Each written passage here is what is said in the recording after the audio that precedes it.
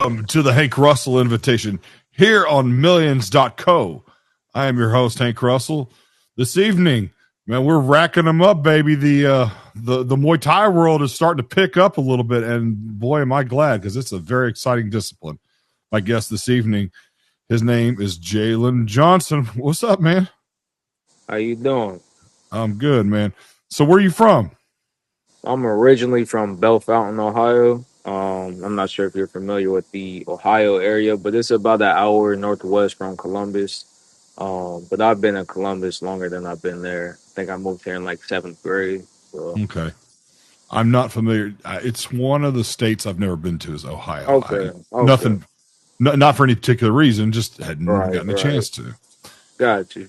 Yeah, man. So is that a Jackson chain you're wearing?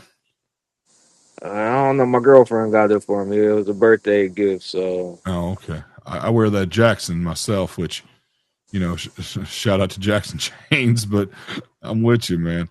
So where, so, tell me about your fight coming up.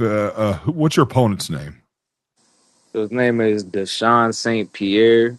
We actually fought last year back in March at the Arnold. There was I don't know if it was Tournament of Champions or if it was just a normal TBA fight. Um, but yeah, so the championship fight, he was the opponent that I fought, and I had beat him with the first round KO. So What about, you know, okay, so I think I heard about that one. I think I just interviewed somebody recently also that had, mhm. fought on that card. So where's this upcoming fight that you're fighting at this time? So it's in Southfield. I'm gonna say it's maybe like a suburb outside of Detroit. So from Columbus, about a 3.5 hour drive. Okay, what's the event called? This one's called Infinity Muay Thai. I believe it's one of their first shows, possibly. So Yep, it's a newer promotion. I knew it. I've been interviewing a lot of you Yeah. guys that are on this promotion, man. So Mhm. I am so happy to do this, man. Infinity, if you're watching this, man, y'all gotta help. Y'all gotta help me out so I can watch this because I've interviewed several of your fighters and I've got to document this somehow. So, but no, I'm just gonna say that I'm impressed with how this area of the country is starting to pick up with Muay Thai right now because I've interviewed a ton, not just from the Infinity promotion that's coming up, but a lot in the Michigan area. I know you're in the Ohio area, but it's something about that area that there is a particular reason why there's a lot of Muay Thai kickboxing up there Mm. right now. And I can't put my finger on it. I never thought about it, to be honest. Well, here's where I'm getting at, and I've said it a million times and I'll keep saying it until they get otherwise, is that, obviously MMA has got its place and Right, Brazilian right. Jiu-Jitsu is now being promoted the hell out of. Yeah. And Muay Thai, which is a very exciting style of discipline, is Mhm. apparently, being less marketed right now. And that's a shame. Right, right, right. So that's what I'm getting at. But how long have Hmm. you been competing? So competing in and of itself really steadily these past 2 years. I had my first fight back in, I don't know, 2018. And that's when I was just kind of dibbling, dabbling in it. But over the years, I've still practiced and trained over the years. But I got back into competition. Like my second fight was last January, so I'm up to 8 fights now since then. What weight class? Fluctuates, but I try to stay in the lightweight, super lightweight, so like the 135 to maybe 140 range. That's on Okay. the heavier side, but typically like the 135, 137 area. Just curious, because I, one thing about it, man, the smaller men in this sport seem to be dominating right now. And, Yeah, it's interesting because I remember 20 years ago when I was watching combat sports that it just wasn't as marketable to have smaller guys on these right, cards and stuff like right. that. And now it's almost like it's harder to find heavyweights nowadays. That's what I heard. I heard that the UFC is even suffering boxing. Mhm. I guess it's just the ebb and flow of sports. Sometimes there's ups and downs with it. Yeah, no, that's just how it is. I mean, either that or this generation is not getting fed their green beans properly. But we'll see. Oh yeah, that could be a possibility. And I'm just kidding a little bit. But what kind of so you've been doing this for a couple of years. You've had several fights. How much do you value cardio as far as over technique? Um, I believe that cardio can beat technique. Now how much do I value it myself? That's iffy. Some training camps I'm a little bit more on top of it. Other camps I'm not. But as I progressed as a fighter and kind of became more mature, I valued technique a little bit more. But like I said, you got the best technique, and if your gas tank runs out, another person just simply has more stamina than you, there's not much you can do at that point. You can't score back. The best you can do is throw up your guard, maybe move around a little bit. So I think there's a time and place for both. But yeah, if I had to pick, I would say cardio beats technique in my opinion. Yeah, I agree. And how old are you? I'm 26. Okay, so still young. I mean, Yeah, trust me, when you get my age, you'll be like, damn, I was just a baby. yeah, right, right. No, man, I'm gonna tell you, but it's all right. You got your time. You got plenty of Hmm. time, man. And one thing I do love about sports nowadays, especially combat sports, is that guys are fighting into their 40s, man. Like I just interviewed two Right, guys. right. I interviewed two guys last week in their 50s for crying out loud. Mm, One of them was actually a Strike Force light heavyweight challenger at one point in time. He's 50 years old now. And then this hmm. other guy didn't start until he was in his late 40s, and he's 53, and he just won a Wow. fight on Saturday. So Mm. It's never really too late. I mean, it's one of those things like mind over matter. If your body's able to keep up with it, then you can still do it. Obviously, those are rarities. And that's one of the things that got me back into the sport because I took a lot of breaks and pauses. But you start to realize, hey, I'm getting older. I can't do it forever. So let me do it while my body's fit and able. And you're kind of at your quote unquote prime and at your peak. exactly. You know, have you plan on going pro? I've considered it. Um, I think I like for the experience. Like in Muay Thai, there's not a lot of money in the sport. Unfortunately, even if you go to Thailand, unless you're really a prize fighter or nowadays it's like the social media content. That's a big way that you can make money from the sport instead of actually competing pro. I don't think that the money's so much in the fights. I think it's what you can do with the knowledge once you learn after going pro. The seminars, the one-on-ones, the videos. I think there's the knowledge that you gain. But to answer your question, going pro is something I've definitely considered. I'm creeping up on 10 fights, and I don't know. I just want to see what it's like more than anything. Not so much maybe a career base, but just for the experience of a pro fight.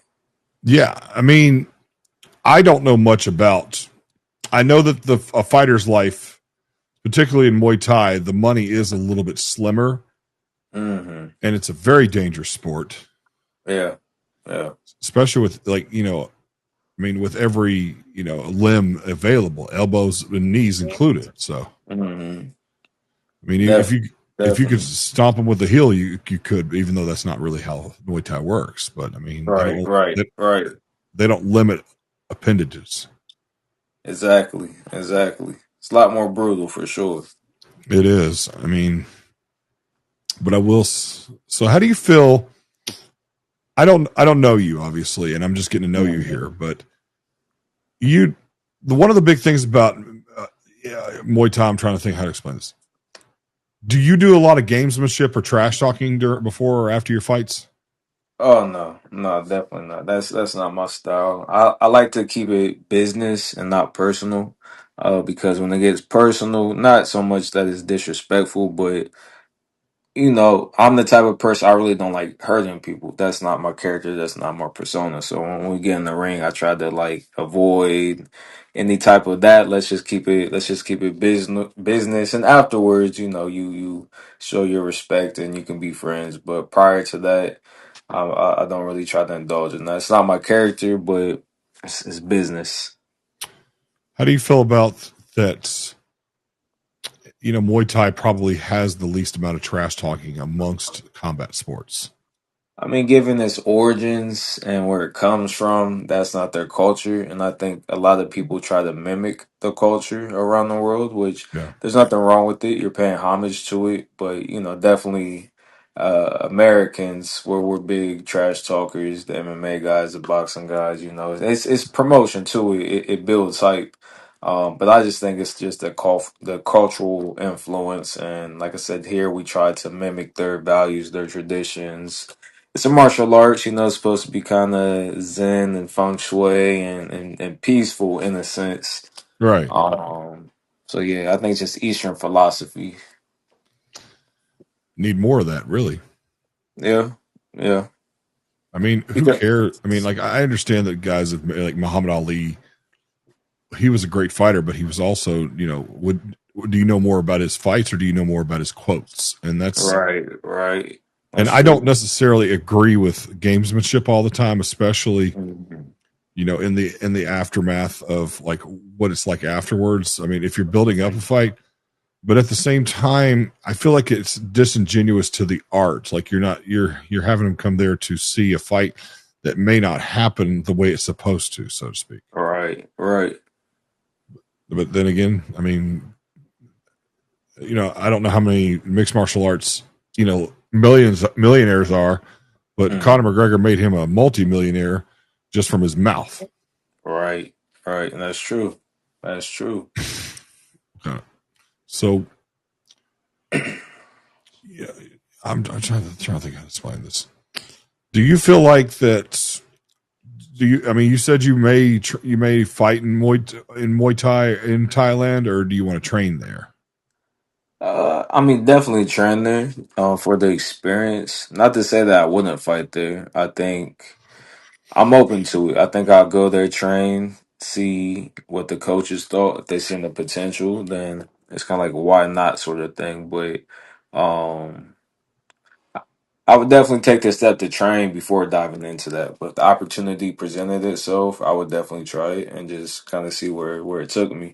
Because it's different there, though, when you train Muay Thai as a professional in Thailand. It's not the same Muay Thai when you're in the US as an amateur. It's a lifestyle change, and you have to really be dedicated to that.